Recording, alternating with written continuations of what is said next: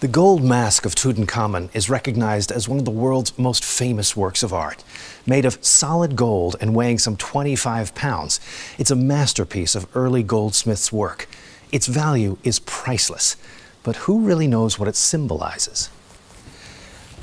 Howard Carter uncovered the mummy of Tutankhamon in the autumn of 1925, 3 years after he discovered the tomb of the pharaoh. Covering the head and shoulders of the mummy was this magnificent gold funerary mask of unrivaled beauty. Funerary masks had a long tradition in Egypt long before Tutankhamen's reign. They were first used around 2100 BC by commoners. Back then they were made of painted cartonnage. It became common for mummies of Egyptian kings from the New Kingdom to be interred with a golden death mask. However, aside from Tutankhamon's mask, only one other royal mask of solid gold is known to exist, that of Susennen I from the 21st dynasty. That's some 300 years after Tutankhamon's reign. Apparently, all other gold masks had been stolen by tomb robbers. Tutankhamon's gold mask was crafted of multiple pieces. The face is a masterful example of chasing technique, and its features seem to express a feeling of sadness despite the pharaoh's youth. The eyes are sharp and animated, fashioned out of pale quartz with pupils of black obsidian. Thick inlays of lapis lazuli outline the eyebrows and the eyes. The chin bears a long plaited ceremonial beard, which juts forward and curves up at the end.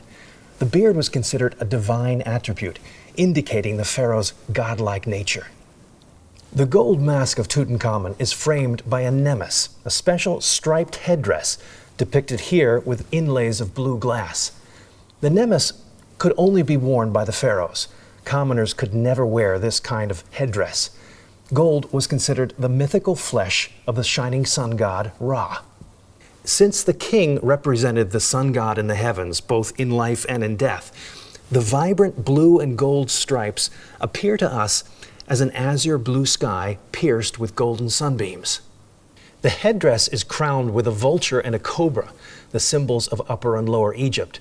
Here, they're fashioned out of gold with inlays of glass, carnelian, and lapis lazuli. The lobes of the ears, each shaped differently, are pierced for earrings. Below the gold face of the mask is a wide collar.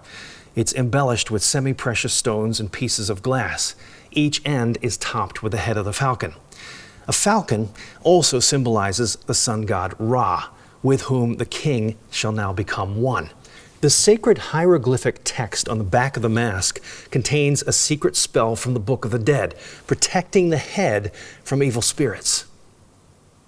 One last question remains. If we saw the real Tutankhamon, would we recognize him? Well, perhaps we would. But the mask is not actually intended as a faithful portrait. It shows the king in an idealized form.